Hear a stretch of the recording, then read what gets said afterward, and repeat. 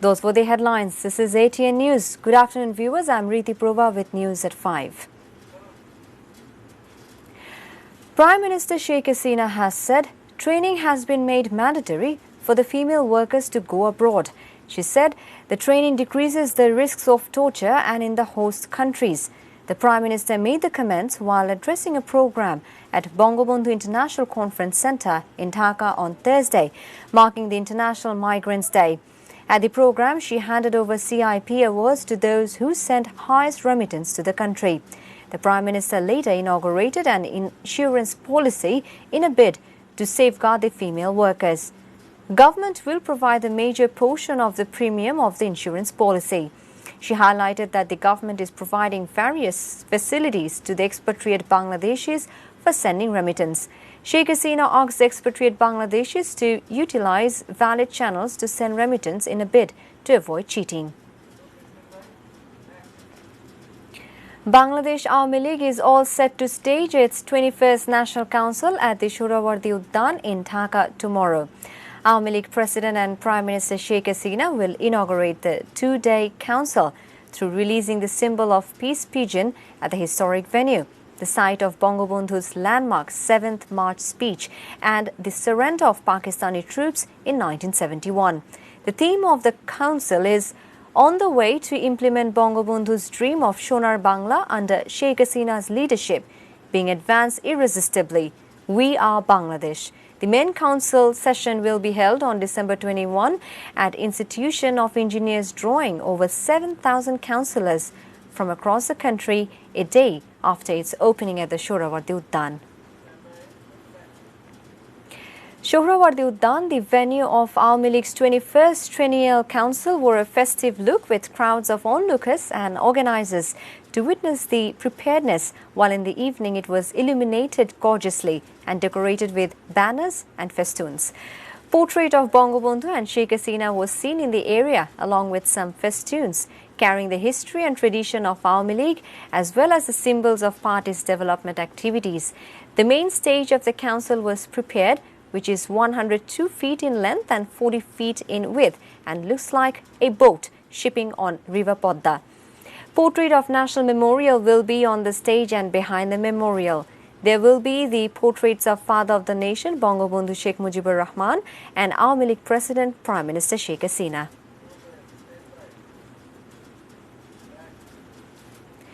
A mild cold wave is sweeping across the country, including the capital Dhaka, as the mercury dropped slightly, forcing people to limit their outdoor activities in many districts. Thursday's lowest temperature was recorded in Chuadanga at 7.9 degrees Celsius. According to the Met Office, the temperature in the capital would decrease in next 72 hours. It will start rising from December 22. In its regular weather update, the Met Office said a mild cold wave is sweeping over the regions of Rajshahi, Pabna, Naugao, Kurigram, Nilphamari, Joshore and Chuadanga, and it may spread. In its forecast for the next 24 hours till 9 a.m. Friday, the Met Office said the weather may remain mainly dry with temporary partly cloudy sky over the country.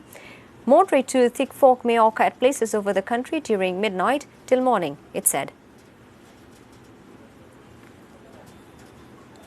4 active members of banned militant outfit Ansarullah Bangla team ABT, including one of its faction chief Adnan Chaudhary, have been arrested in a drive at Shah Ali Thana of the capital.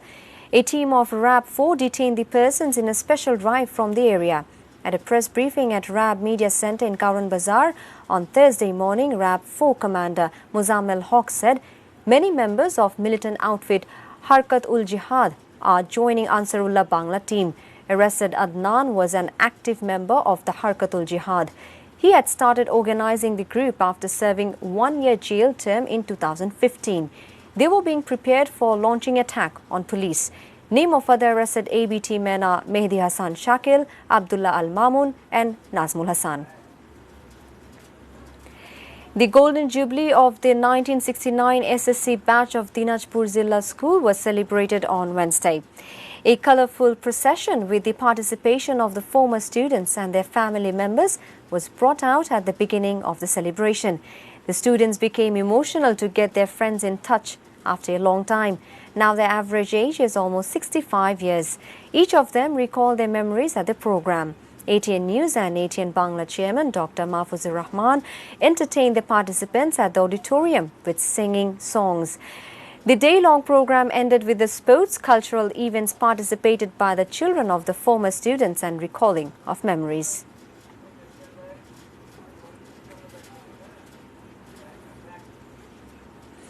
Now news from around the world.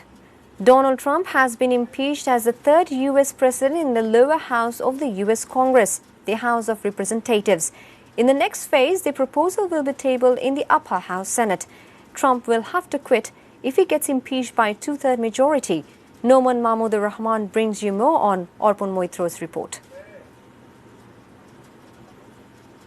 A passed majority vote on two articles to impeach Donald Trump. The vote was held on two charges. One is using office of the president illegally and the other one is obstructing works of Congress. 230 votes have been cast in favor of impeachment against 197 in disfavor. In the voting on the second charge, 229 lawmakers voted in favor of impeachment and 198 in disfavor. 216 votes needed in both cases to impeach Trump. One is adopted. Democrat House Speaker Nancy Pelosi said it is really unfortunate that President's irresponsible act made this impeachment an inevitable matter. He has not left any other option open. By the Rules Committee that will enable us to decide how we will send over. Trump was addressing a rally in Michigan when the voting for impeachment was taking place in the House of Representatives. He lambasted the Democrats and Nancy Pelosi, terming it as a black chapter in the history of the U.S. Two other presidents had been impeached before Trump. They are Andrew Johnson and Bill Clinton. Trump is the third president of being impeached in the House of Representatives. The next phase of impeachment is the Senate hearing that will be held in January. However, analysts think impeachment will tumble in the Democrats-controlled Senate, so Trump might not lose his presidency. Noman Mahmoudur Rahman, ATN News.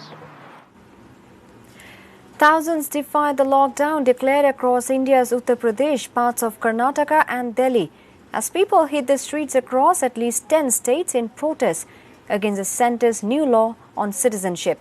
Permission for the protest announced last evening was denied by morning in almost all states. In the national capital, hundreds of protesters were temporarily detained as they defied Section 144, a law banning the gathering of more than 4 persons. Over 100 people were detained in Bengaluru, along with historian Ramchandra Guha, who was dragged away by the police in the middle of a television interview. The Delhi-Haryana border was sealed to stop the entry of busloads of protesters who were trying to make their way to the protest ground near the iconic Red Fort. In Sambhal, Uttar Pradesh, 2 buses were set on fire. In Lucknow and Gujarat's Ahmedabad, the protesters clashed with the police. A state of emergency has been declared in New South Wales, Australia, amid fears a record-breaking heat wave will exacerbate the state's bushfire crisis.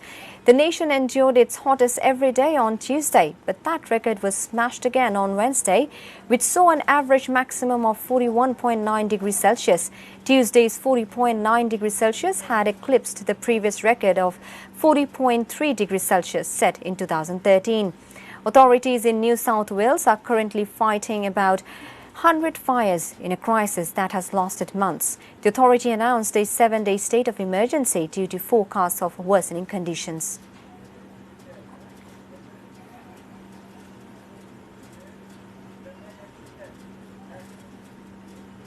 Before ending the bulletin, the top stories once again.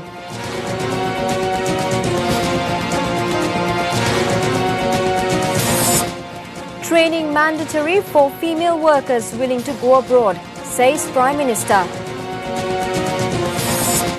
Awami League's 21st Council begins tomorrow. Mild cold wave shivers Bangladesh.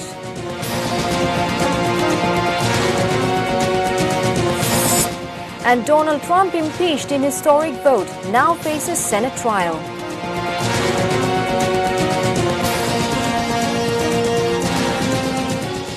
That's all from the newsroom for the moment. Thank you for being with us.